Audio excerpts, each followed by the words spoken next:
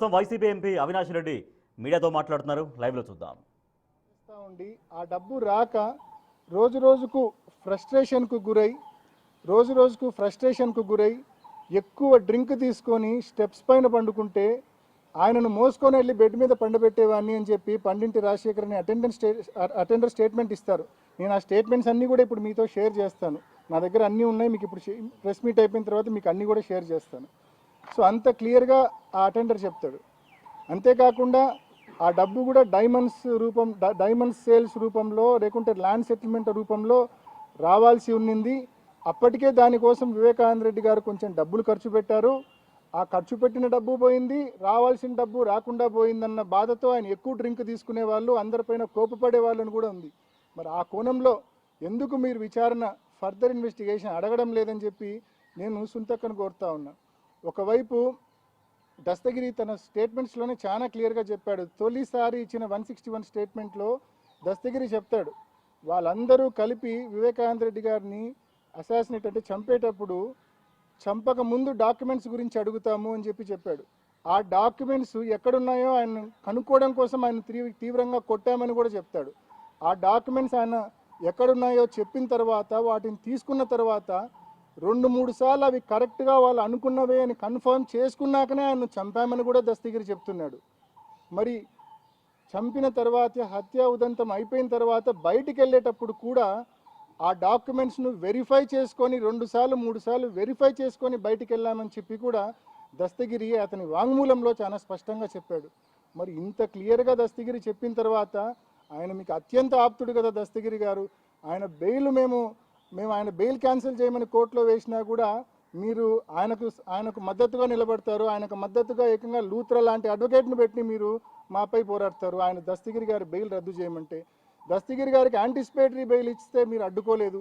చీటికి మాటికి ప్రతి అంశాన్ని అడ్డుకునే మీరు దస్తగిరి తానే మీ నాన్నను చంపానని చెప్తున్న దస్తగిరి గారికి యాంటిసిపేటరీ బెయిల్ వస్తూ ఉంటే మీరు కనీసం అడ్డుకునే ప్రయత్నం, అబ్జెక్ట్ చేసే ప్రయత్నం కూడా చేయని విషయం కూడా ప్రజలందరూ గమనించారనే విషయం కూడా మనవి చేస్తూ ఉన్నా. మరి ఆ దస్తగిరి చెప్పినట్టుగా అంత కీలకమైన డాక్యుమెంట్స్ ఏవి అని అడగాల్సిన బాధ్యత మీ మీద ఉందా లేదా? ఎందుకు ఆ విషయంలో మీకు ఎందుకు నోరు రావడం లేదు? ఎందుకు అడగడం లేదు మీరు సిబిఐని చెప్పి నేను ప్రశ్నిస్తా ఉన్నా. ఎందుకు మీరు కోర్టును అడగడం లేదు అని చెప్పి నేను ప్రశ్నిస్తా ఉన్నా. మరి ఇన్ని కీలకమైన విషయాలు మీ తల్లి గారేమో సెలవిచ్చి పంపిస్తారు అటెండర్కు, మీ భర్త గారు కూడా సెలవిచ్చి పంపిస్తారు అటెండర్కు. ఆ విషయం మీరు అడగరు. కీలకమైన డాక్యుమెంట్స్ అంటే ఏదైతే డాక్యుమెంట్స్ దోపిడీ ఆ రోజు రాత్రి హత్య జరిగేటప్పుడు జరిగిందో వాటి గురించి మీరు ప్రస్తావించరు. ఇర్రిలవెంట్ ఇష్యూస్ అన్నీ కూడా మాట్లాడి హైలీ రిలవెంట్ ఇష్యూస్ను పూర్తిగా డంప్ చేసే అంటే పూర్తిగా పక్కదారి పట్టించే కార్యక్రమం ఇన్నాళ్ళు మీరు చేశారనేది వాస్తవం అనే విషయం మీ అందరికీ మనవి చేస్తూ ఉన్నా. మరీ ముఖ్యంగా ఈ కేసులో పిఏ కృష్ణారెడ్డి అనే వ్యక్తి ఫస్ట్ క్రైమ్ సీన్కు పోయి ఆ లెటర్ చూసిన వ్యక్తి, డెడ్ బాడీని చూసిన వ్యక్తి, లెటర్ చూసిన వ్యక్తి. లెటర్ చూసిన వెంటనే సునీత గారికి, అదేవిధంగా రాజశేఖర్కు, శివప్రకాష్ రెడ్డి అంటే వివేకం పెదనాన్న బామర్ది శివప్రకాష్ రెడ్డి అంటే నర్రెడ్డి రాజశేఖర్కు ఓన్ బ్రదర్, సునీతకు కూడా మామ అవుతాడు, బావ అవుతాడు. సో శివప్రకాష్ రెడ్డికి వీళ్ళందరికీ ఆ లెటర్ గురించి మీరు స్పష్టంగా తెలియజేస్తారు. చనిపోయిన విషయం చెప్తున్నారు, లెటర్ గురించిన విషయం మీరు స్పష్టంగా మీకు అందరికీ తెలియజేసినాడు. ఆ లెటర్లోని అంశాలు కూడా మీకు చదివి వినిపించినాడు. ఎందుకు పోలీసులకు ఆ లెటర్ ఉన్న విషయం ఎందుకు చెప్పలేదు? మీకు ఆ లెటర్ ద్వారా అది హత్య అని వెంటనే తెలుసు కదా, ఎందుకు మీరు సత్వరమే పోలీసులకు ఫోన్ చేసి ఇట్లా ఇన్సిడెంట్ జరిగింది, అక్కడ లెటర్ ఉందని చెప్పి ఎందుకు మీరు చెప్పలేదు? పైపెచ్చు ఎవరికీ లేని ఒక ఫెసిలిటీ సిబిఐ మా సునీతకి ఇచ్చింది. 2 ఉదాహరణలు మీ ముందు ఉంచుతా, 2 ఉదాహరణలు. ఒకటి 28th జూలై, ఆ స్టేట్మెంట్ కూడా మీకు ఇస్తాను. 28th జూలై 2020 రోజు సిబిఐ వాళ్ళు సునీతక్క దగ్గర వాంగ్మూలం తీసుకున్నప్పుడు ఆ రోజు లెటర్ గురించి అడుగుతారు. లెటర్ అనేది చాలా క్రూషియల్ ఎవిడెన్స్ కదా, అంటే టైమ్లీగా ఆ లెటర్ ఉన్న విషయం తెలిసింటే కన్నా సమయానికి అదే టైంలో తెలిసింటే ఇది 100% హత్య అని అందరికీ అర్థమయ్యేది కదా.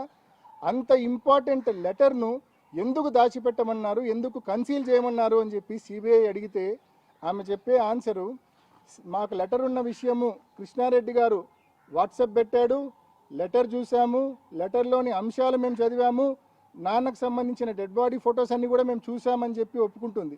ఒప్పుకొని ఎందుకు బయట పెట్టలేదనే విషయానికి ఒక పెద్ద థియరీనే చెప్తుంది. ఊరంతా గొడవలు అవుతాయని, ఇంకొకటని రకరకాలైన కారణాలు కూడా చెప్పింది. 28 జూలై 2020 నాడు సరిగ్గా నెల రోజులకు 27 ఆగస్ట్ 2020 రోజు మళ్ళా సిబిఐ ముందుకు వచ్చి మళ్ళా స్టేట్మెంట్ ఇస్తుంది. ఆ రోజు ఏమని స్టేట్మెంట్ ఇస్తుందంటే, లెటర్ గురించి నేను లాస్ట్ టైం నెల క్రితం చెప్పింది అంతా తూచు, నాకేమీ గుర్తులేదు, లెటర్ గురించి నేను చూడలేదు, నాకేమీ గుర్తులేదు, ఎప్పుడో సాయంకాలం రాహుల్ దేవ్ శర్మ ఎస్పీ గారి చేతిలో నేను లెటర్ చూడడమే తప్ప అంతకు మించి నాకు లెటర్ గురించి ఏమీ తెలియదని చెప్పి నిర్మోహమాటంగా అబద్ధం చెప్తుంది. అంటే నిజంగా సిబిఐ ఈ మాదిరి ఒక వాంగ్మూలం ఇచ్చిన తర్వాత దాన్ని కవరప్ చేసుకోవడానికి మరో వాంగ్మూలం తీసుకునే కార్యక్రమం చేయడము ఎంతవరకు కరెక్ట్, ఇది విచారణ చేసే పద్ధతి ఇది కరెక్టేనా అని చెప్పి కూడా నేను ప్రశ్నిస్తూ ఉన్నా. రెండో ముఖ్యమైన ఉదాహరణ ఏంటంటే, నా బెయిల్కి సంబంధించి వాదనలు జరిగేటప్పుడు హైకోర్టులో నేను సునీతక్క మాట్లాడిన ఒక వీడియోను హైకోర్టు ముందు ఉంచా. సునీతక్క మాట్లాడిన ఒక వీడియోను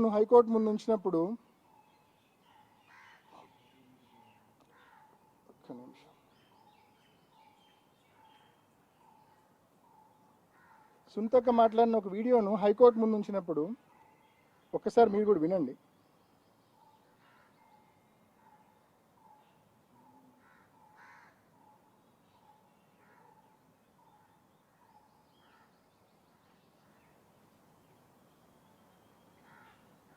వాయిస్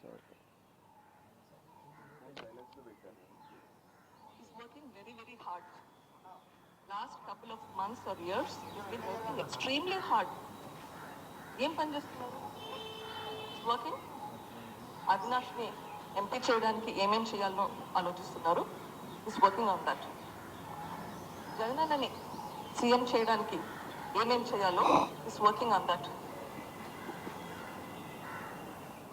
ఇది సరిగ్గా చనిపోయిన వివేకం పెదనాని చనిపోయిన 12 రోజులకు అంటే మార్చి 27, 2019లో ఈ ప్రెస్ మీట్ సునీతక్క పెట్టింది.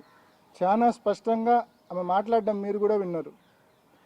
లాస్ట్ కొన్ని నెలలుగా మా నాన్న అవినాష్ను ఎంపీ చేయడానికి, జగనన్నను సీఎం చేయడానికి కృషి చేస్తూ ఉన్నారు, తీవ్రంగా శ్రమిస్తూ ఉన్నారని చెప్పి స్పష్టంగా సునీతక్క మాట్లాడిన మాటలు ఇవి. నేను ఇదే వీడియోను హైకోర్టుకి ఇచ్చా నా బెయిల్ వాదనలు జరిగేటప్పుడు. ఎంపీ టికెట్ మోటివ్ అంటారు, ఒక పక్క సొంతం కూతురే ఈ మాదిరి మాట్లాడింది, నా కోసం ఆయన తీవ్రంగా కృషి చేస్తూ ఉన్నమాట వాస్తవము అని చెప్పి ఈ వీడియో పెట్టినప్పుడు నాకు బెయిల్ వచ్చిన తర్వాత మళ్ళీ సిబిఐ సునీతక్కను పిలిచి ఈ స్టేట్మెంట్కు మళ్ళీ కవరప్, ఇది మార్చ్ 27, 2019 ఇచ్చింది.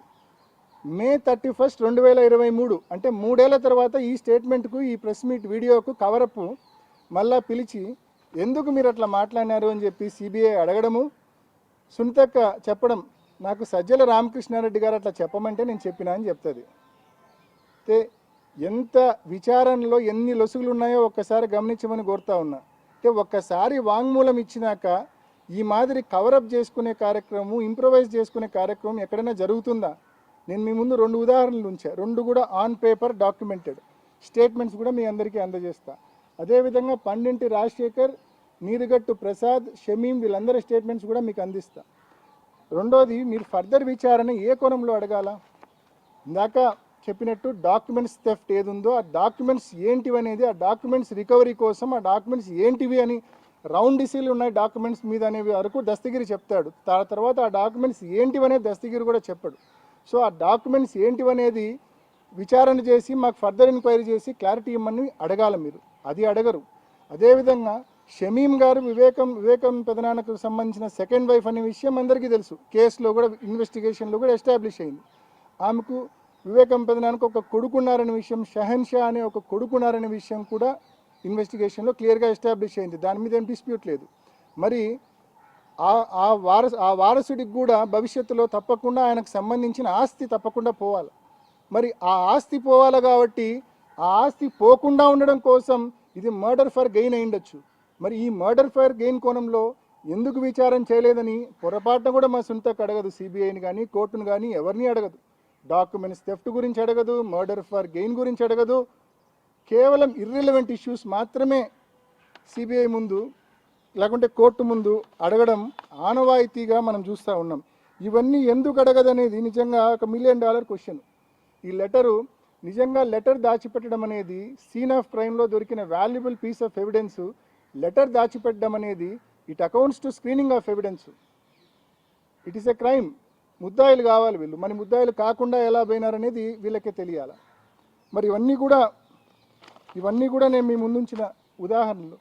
అండ్ మరీ ముఖ్యంగా ఒక పర్టికులర్ ఆస్పెక్ట్ 2021లో ఒక పెద్ద మనిషి మన మన మన తెలుగు మన ఆంధ్ర రాష్ట్రానికి సంబంధించిన ఒక పెద్ద మనిషి మరి ఢిల్లీలో ఒక కీలకమైన పోస్ట్లో ఉండడము, ఆ పెద్ద మనిషి ఆశీస్సులతో అప్పటి సిబిఐ డైరెక్టర్ గారు నియామకం కావడము, ఆయనను మరి సునీతక్క అనేక సార్లు రెఫరెన్స్తో కలవడము, చంద్రబాబు నాయుడు గారు సునీతక్క కలిసి ఒక టార్గెటెడ్ ఇన్వెస్టిగేషన్ దిశగా ఈ కేసును తీసుకెళ్లడము, వారికి నచ్చిన వారిని మాత్రమే సిబిఐ పిలిచి విచారణ చేసింది. ఏ లెవెల్ అంటే నేను గతంలో కూడా ఎలక్షన్స్ ముందు పెట్టిన ప్రెస్ మీట్లో కూడా 2024 ఏప్రిల్ మాసంలో పెట్టిన ప్రెస్ మీట్ కూడా అదే నా చివరి ప్రెస్ మీటు. అప్పుడు కూడా ఒక విషయం స్పష్టంగా చెప్పాను. నేను హిమకుంట్ల నన్ను విచారణకు సిబిఐ పిలిచినప్పుడు నన్ను దాదాపు 12 సార్లు విచారణకు పిలిచింది సిబిఐ.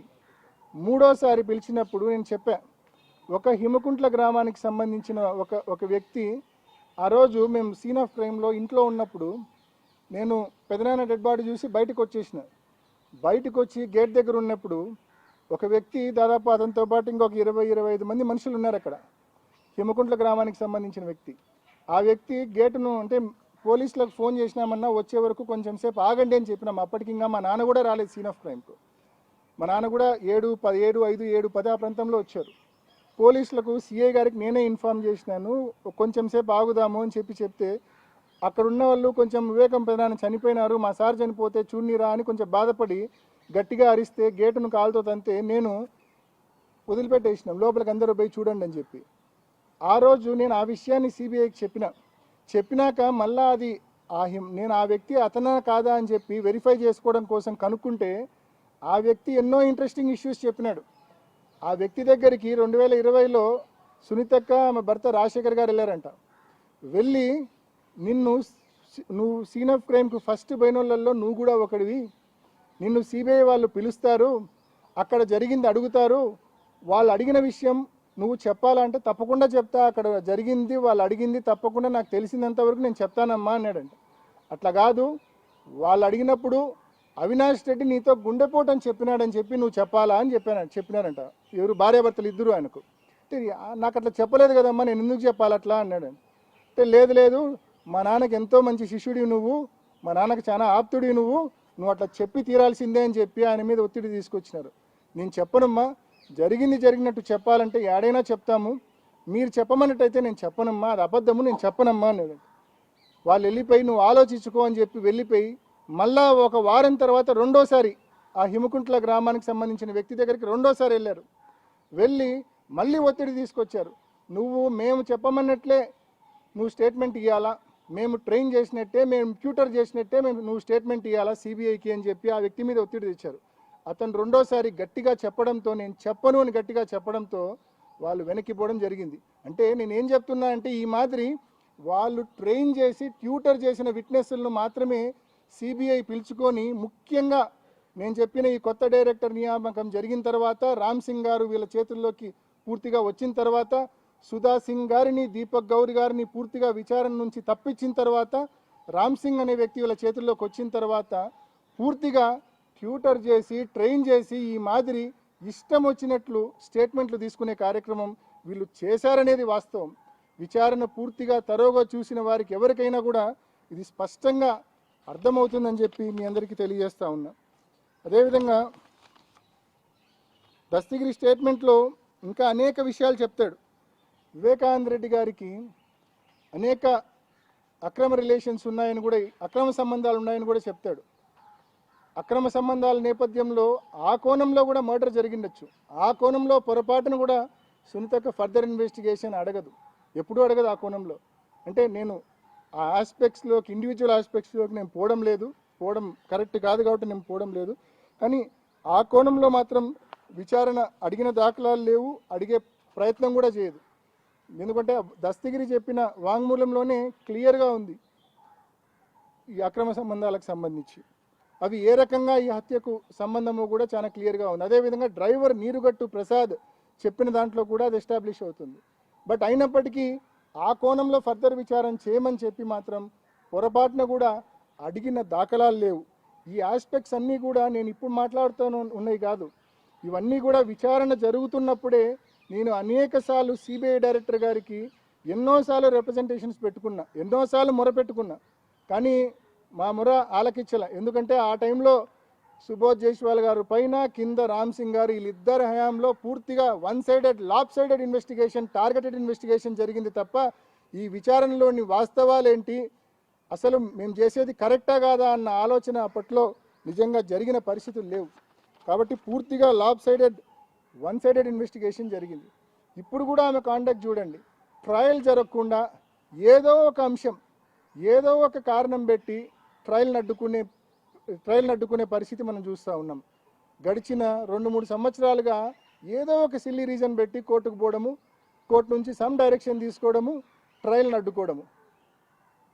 బట్ మాకైతే నమ్మకం ఉంది, అంటే ఏ రోజైనా ఎప్పుడు ట్రయల్ జరిగినా కూడా దేవుని దగ్గర, దేవుని ముందు, చట్టం ముందు తప్పకుండా మా తప్పు లేదని చెప్పి, మేము క్లీన్ అని చెప్పి తప్పకుండా నిరూపించుకుంటామన్న పూర్తి ధైర్యం, విశ్వాసం, నమ్మకం మాకున్నాయనే విషయాన్ని మనవి చేస్తూ ట్రయల్ జరగడానికి సహకరించమని చెప్పి కూడా సునీతక్కను కోరుకుంటూ, ముఖ్యంగా వాళ్ళ ఇంటెన్షన్ కూడా ఒకటే నేను చెప్తా ఉన్నా, ఈ అంశాన్ని వచ్చే ఎలక్షన్ల వరకు దీన్ని డ్రాగ్ చేయాలా, చంద్రబాబు నాయుడు గారికి మరింత రాజకీయ లబ్ధి చేకూర్చాలా, రాజకీయంగా చంద్రబాబు నాయుడు గారికి ఉపయోగపడాలన్న ఆరాటం తప్ప నిజంగా దీంట్లో న్యాయం కోసం పోరాటం అనేది ఎక్కడా లేదు, ఎక్కడా కనిపించే పరిస్థితి లేదు. కాబట్టి చంద్రబాబు నాయుడు గారికి రాజకీయ లబ్ధి చేకూర్చాలన్న ఆలోచనలు పక్కన పెట్టి తొందరగా ఈ కేసు ట్రయల్ జరిగి దేవుని ముందు, చట్టం ముందు దోషులు ఎవరో తేలే విధంగా తప్పకుండా మరి సహకరించవలసిందిగా కూడా మరి అక్కను కూడా కోరుకుంటూ, అదేవిధంగా ఇప్పటిదాకా నేను అనేక అంశాలు మీకు చెప్పా. సునీతక్క వాళ్ళు లెటర్ దాచిపెట్టిన అంశం అయితేనేమి, అదేవిధంగా సౌభాగ్య పెద్దమ్మ అండ్ నర్రెడ్డి రాజశేఖర్ గారు వీళ్ళిద్దరూ కూడా ఆ రోజు నైట్ అటెండర్ను కాణిపాకం వెళ్ళమని సెలవిచ్చి పంపడం అయితేనేమి, అదేవిధంగా దస్తగిరి స్టేట్మెంట్లో ఏదైతే డాక్యుమెంట్స్ థెఫ్ట్ గురించి ప్రధానంగా కీలకంగా ప్రస్తావించాడో దాని గురించి అయితేనేమి, అనేక అక్రమ సంబంధాల గురించి ప్రస్తావించాడో దాని గురించి అయితేనేమి, ఇటువంటి అనేక అంశాలపైన ఫర్దర్ ఇన్వెస్టిగేషన్ అడగాల్సిన సునీతక్క అవేమీ అడగకుండా ఇర్రిలవెంట్ సబ్జెక్ట్స్ అన్నీ కూడా అడుగుతూ, ఒకవైపు దస్తగిరి బెయిల్ క్యాన్సిల్ కాకుండా అడ్డుకుంటూ, దస్తగిరి బెయిల్ క్యాన్సిల్ కాకుండా దస్తగిరికి ఎంత ఉందో లేదో నాకైతే తెలియదు, కానీ సునీతక్క మాత్రం మేము హైకోర్టులో దస్తగిరి బెయిల్ క్యాన్సిలేషన్ పిటిషన్ వేస్తే వెంటనే హైకోర్టులో ఆమె ఇంప్లీడ్ అయ్యి లూథ్రాన్ పెట్టి వాదనలు వినిపిస్తుంది దస్తగిరి కోసం. ఏమిది అసలు, ఎందుకు దస్తగిరి బెయిల్ క్యాన్సిల్ అయితే మీకు వచ్చే నష్టం ఏమిటో నాకైతే నిజంగా అర్థం కాలే. కామన్ మ్యాన్ కూడా ఆలోచించమని కోరుతా ఉన్నా. ఈ కేసు విషయంలో మేము గడిచిన 3-4 సంవత్సరాలుగా ఎంతోమంది మమ్మల్ని దూషించినారు, వాస్తవాలు తెలియకుండా ఎంతోమంది మమ్మల్ని దూషించినారు. వాళ్ళందరికీ కూడా నేను తెలియజేస్తా ఉన్నా, తప్పకుండా నేను భగవంతుని కూడా గడిచిన 4-5 సంవత్సరాలుగా అడుగుతా ఉన్నా, తప్పకుండా వాస్తవం అనేది ఒకరోజు బయటకు వస్తుంది. Justice and truth will definitely prevail. ఆ రోజు మీరందరూ మమ్మల్ని దూషించిన మీ అందరూ కూడా మరి తప్పకుండా ఆ రోజు ఆలోచిస్తారు, అరే అనవసరంగా ఇంతకాలం అపార్థం చేసుకొని తిట్టినామని చెప్పి మీరు కూడా అనుకునే రోజు తప్పకుండా వస్తుందనే విషయాన్ని కూడా తెలియజేస్తూ, తప్పకుండా ఈ కేసు ట్రయల్ జరగాల.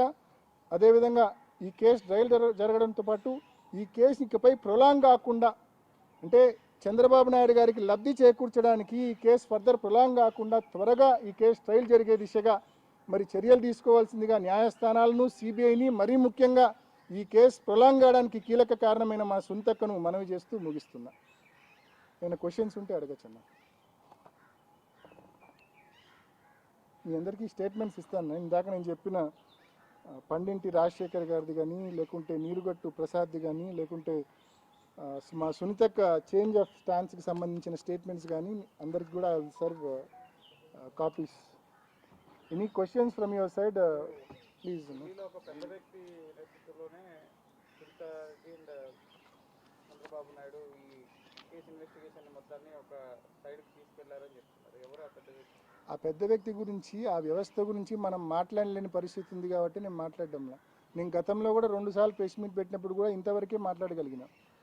గతంలో 2 సార్లు అంటే విచారణ జరుగుతున్నప్పుడు కూడా ఒకసారి 2022లో ఐ థింక్ ఒక ప్రెస్ మీట్ పెట్టిన.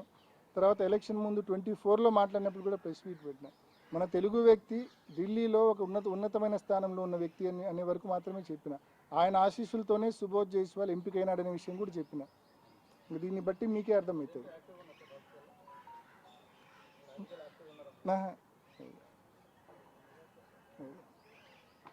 నెక్స్ట్ డిఫరెంట్ యాంగిల్స్లో విచారణ జరగాల్సి ఉండాల్సింది అట్లా కోరాల్సింది అంటున్నారు కదా, వాటి విషయంలో మీరు కోర్టులకు కానీ ఇన్వెస్టిగేషన్ ఆఫీసర్లకు కానీ చెప్పారు అన్న. అనేక సార్లు ఈ విచారణ జరుగుతున్న సందర్భంలోనే సిబిఐ డైరెక్టర్కు, అప్పుడున్న సిబిఐ డైరెక్టర్స్కు నేను డీటెయిల్గా రిప్రజెంటేషన్స్ పంపించిన. దాదాపు ఒకసారి అయితే 100 పేజీల representation with all these issues.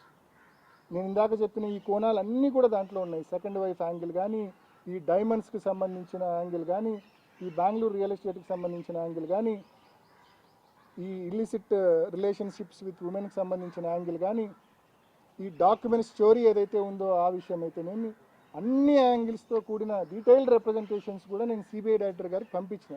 But వాటి మీద ఎటువంటి చర్య లేదు. కారణం నేను ఇందాక మీకు చెప్పా ఎందుకనేది. అప్పట్లో విచారణ కీలకమైన దశలో ఉన్న ఆ 2 సంవత్సరాలు కూడా డైరెక్టర్గా ఎవరున్నారో మీకు తెలుసు. కింద రామ్ సింగ్ ఉన్నాడు, పైన ఈయన ఉన్నాడు. ఎక్కడే కానీ ఈ ఆస్పెక్ట్స్ అంటే ఎంతసేపు టార్గెటెడ్ ఇన్వెస్టిగేషన్కే ఇంపార్టెన్స్ ఇచ్చారు తప్ప వాస్తవం ఏందనేది, వాస్తవం నిగ్గు తేల్చే ప్రయత్నం అప్పుడున్న సిబిఐ చేయలేదు.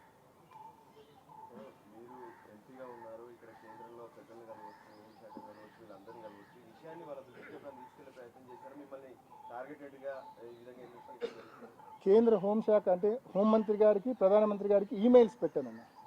ఈమెయిల్స్ పంపించాను. ఎప్పుడు కలిసి అయితే నేను రిప్రజెంటేషన్స్ ఇవ్వలేదు, కానీ ఈమెయిల్స్ అయితే వాళ్ళకు నెంబర్ ఆఫ్ టైమ్స్ హోంమంత్రి గారికి పెట్టాను, ప్రైమ్ మినిస్టర్ గారికి పెట్టాను, సిబిఐ డైరెక్టర్ గారికి కూడా ఈమెయిల్స్లోనే పెట్టింది. అండ్ రిజిస్టర్ పోస్టులు కూడా చేశాను. ఈమెయిల్స్ అండ్ రిజిస్టర్ పోస్టులు చేశాను. సిబిఐ డైరెక్టర్కి చేశా, హోంమంత్రికి చేశా, ప్రధానమంత్రి గారికి కూడా చేశాను. ఆ టైంలో కేసు కీలకమైన దశలో ఉన్నప్పుడే చేశాను. అంటే మీరు మొన్న ఎన్నికల్లో కావచ్చు, అంత ముందు కావచ్చు, ఈ కేసును చంద్రబాబు నాయుడు గారు రాజకీయంగా ఎన్నికల క్యాంపెయిన్లో ఏ రకంగా ఈ కేసును వాడుకున్నాడో మీరు చూసినారు. అంటే కేవలం సిబిఐ ఒక లాప్ సైడెడ్ ఇన్వెస్టిగేషను, ఒక టార్గెటెడ్ ఇన్వెస్టిగేషన్ చేసింది కాబట్టే చంద్రబాబు నాయుడు గారు దాన్ని రాజకీయంగా వాడుకోగలుగుతూ ఉన్నాడు. ఇప్పటికి కూడా వాళ్ళు ఏంటి, వచ్చే ఎన్నికల వరకు కూడా దీన్ని రాజకీయంగా వాడుకోవాలన్న ఇంటెన్షన్ చంద్రబాబు నాయుడు గారికి ఉంది. సునీతక్క దానికి మద్దతు ఇస్తూ ఉంది. టైమ్ అండ్ అగైన్ ఈ కేసు ట్రయల్ జరగకుండా ఏదో ఒక పిటిషన్ కింద కోర్టులోనో, హైకోర్టులోనో, సుప్రీంకోర్టులోనో ఏదో ఒక పిటిషన్ వేస్తుంది. పిటిషన్ వేసి ఆ పిటిషన్ డిస్పోజ్ కావడానికి కొన్ని నెలల వ్యవధి పడుతుంది. దానివల్ల ట్రయల్ డిలే అవుతుంది. మొన్న సుప్రీంకోర్టులో 207 స్టేజ్ ఏదైతే డాక్యుమెంట్స్ ఫర్నిషింగ్ స్టేజ్ అంటే 13 లక్షల ఫైళ్ళు ఉన్నాయని చెప్పి సిబిఐ ఏదైతే చెప్పిందో, ఈ 13 లక్షల ఫైల్స్కి సంబంధించిన వెరిఫికేషన్ అంటే కొన్ని డాక్యుమెంట్స్ ఓపెన్ కాల. అవి ఓపెన్ కాకపోతే అందులో ఏముందో తెలియకపోతే మాకు ఫెయిర్ ట్రయల్ ఎలా జరుగుతుంది? జరగదు కదా. కాబట్టి ఆ డాక్యుమెంట్స్ కొన్ని ఓపెన్ కానిటువంటి కోర్టుకి ఇచ్చాం. సో 207 స్టేజ్ను 4 వారాల లోపల కంప్లై చేయమని చెప్పింది. సో ఒక్కసారి 207 స్టేజ్ కంప్లై అయితే తర్వాత స్టేజ్ ఏంటి, ట్రయల్ బిగిన్ కావడమే. So that is it.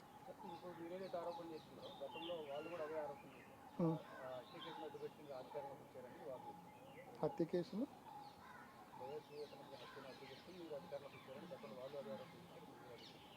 ఆ రోజు పవర్లో ఉన్నది వాళ్ళే కదా. ఆ రోజు పెదనాన్న ఇన్సిడెంట్ జరిగినప్పుడు చంద్రబాబు నాయుడు గారే ముఖ్యమంత్రిగా ఉన్నారు. ఆ రోజు 3 నెలల పాటు విచారణ సంస్థ సిట్ అయినా మరొకటైనా వాళ్ళ చేతిలోనే ఉన్నింది. నిజంగా అట్లా ఏదున్నా కూడా వాళ్ళు తేల్చిండాలి కదా. ఇంకోటి హార్ట్ అటాక్ థియరీ గురించి ఇందాక ఒక అంశం మీకు చెప్పా. ఏ రకంగా కొంతమంది విట్నెస్లతో, వాళ్ళ ఇంట్లో వాళ్ళతో, వాళ్ళ దగ్గర వాళ్ళతో ఏ రకంగా ట్యూటర్ చేసి, ట్రైన్ చేసి అవినాష్ రెడ్డి పేరు చెప్పండి, గుండెపోటు అని చెప్పినాడని చెప్పండి అని. మీకు ముఖ్యంగా హార్ట్ అటాక్ అనే థియరీ పెదనాన్న చనిపోయిన మరుసటి రోజు పెదనాన్న చనిపోయిన మరుసటి రోజు అప్పుడు చంద్రబాబు నాయుడు గారి ఆధ్వర్యంలో ఆ గవర్నమెంట్ వీళ్ళకి బాగా ఇష్టమైన గవర్నమెంట్ కదా, మా అక్క గారికి చంద్రబాబు నాయుడు గారి గవర్నమెంట్ అంటే చాలా ఇష్టం. ఆయన ప్రభుత్వంలో మార్చి 16, 2019 ఆ రోజు సిట్ పిలిచింది సుంతక్కను. సిట్ పిలిచి ఒక స్టేట్మెంట్ రికార్డ్ చేసింది. సుంతక్క దగ్గర చేసింది, రాజశేఖర్ గారి దగ్గర చేసింది, సౌభాగ్యమ్మ గారి దగ్గర కూడా చేసింది అనుకుంటా. బట్ సుంతక్క రాజశేఖర్ గారి దగ్గర అయితే చేసింది. ఆ సిట్కి సంబంధించిన డాక్యుమెంట్స్ కూడా మీకు గ్రూప్లో షేర్ చేస్తా. ఆ రోజు చాలా స్పష్టంగా సునీతక్క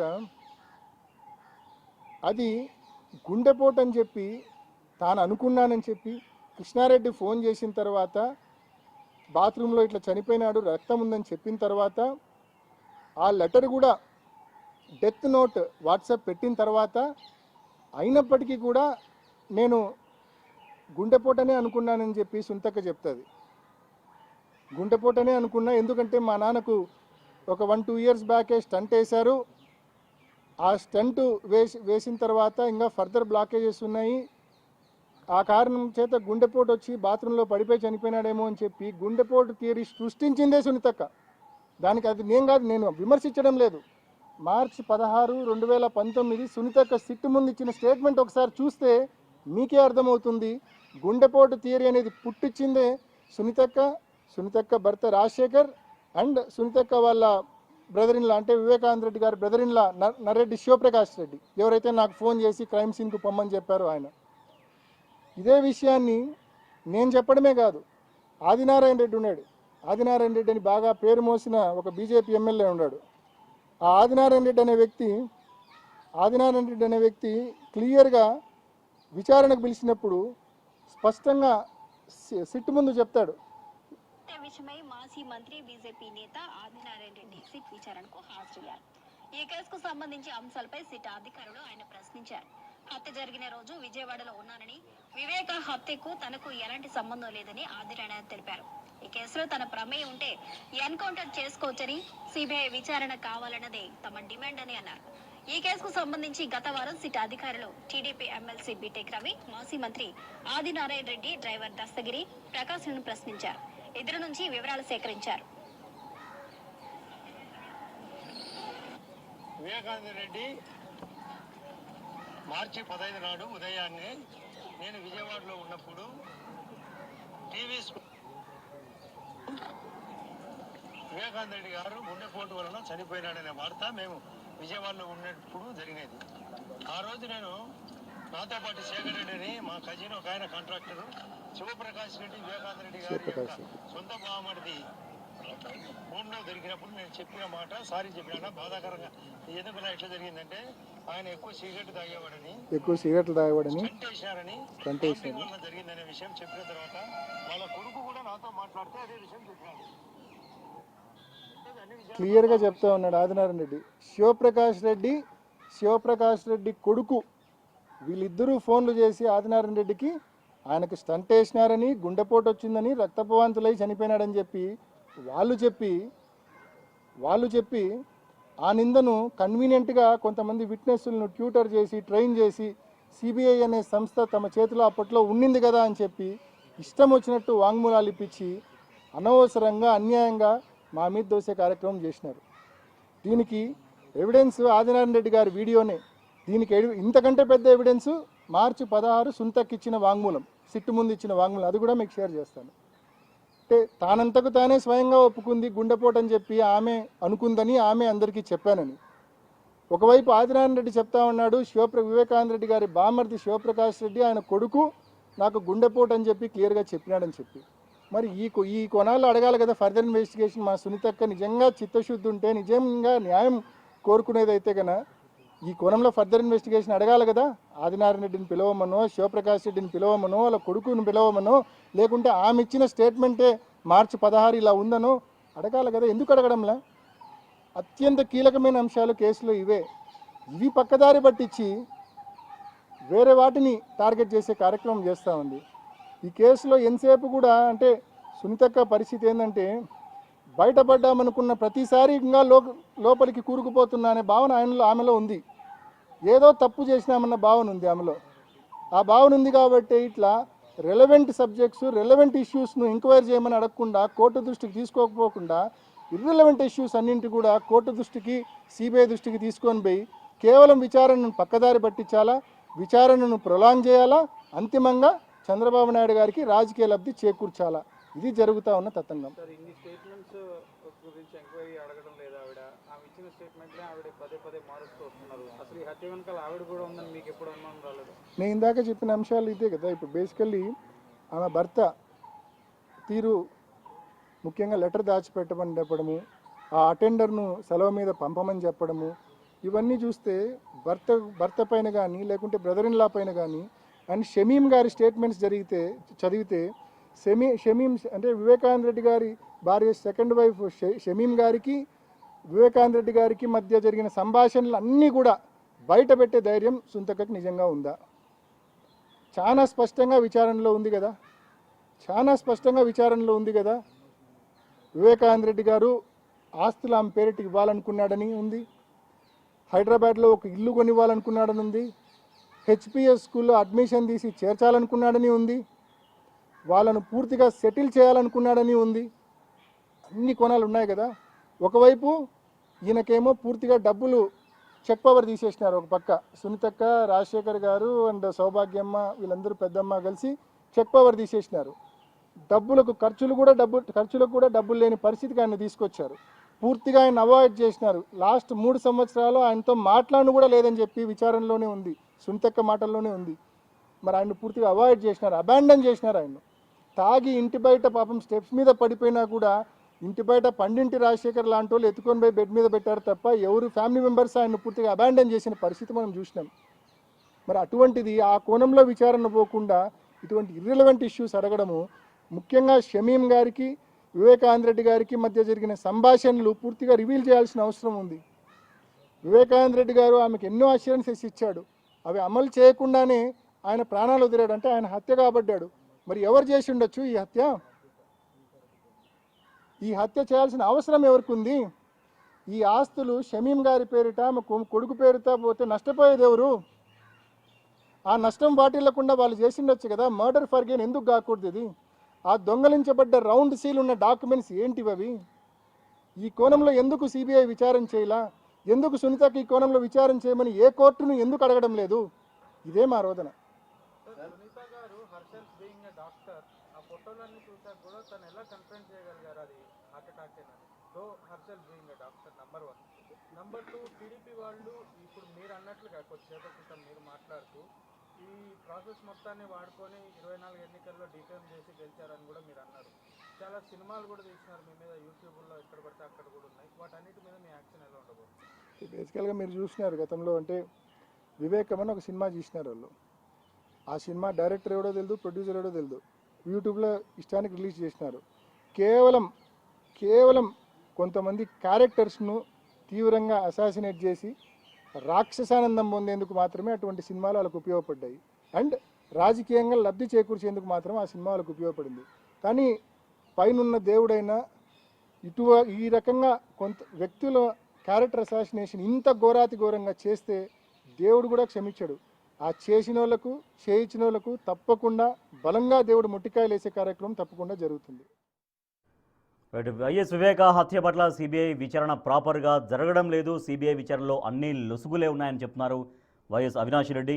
ఇక వివేక కుమార్తె సునీత కూడా రకరకాలుగా మాటలు మారుస్తూ ఈ కేసును ప్రొలాంగ్ చేసేటువంటి ప్రయత్నం చేస్తుంది. తద్వారా చంద్రబాబు నాయుడికి లబ్ధి చేకూర్చేందుకే సునీత ఈ రకంగా వ్యవహరిస్తున్నారంటూ ఆరోపిస్తున్నారు వైఎస్ అవినాష్ రెడ్డి. సో గుండెపోటు అనేది కూడా సృష్టించిన కథే, అది కూడా సునీతే సృష్టించింది.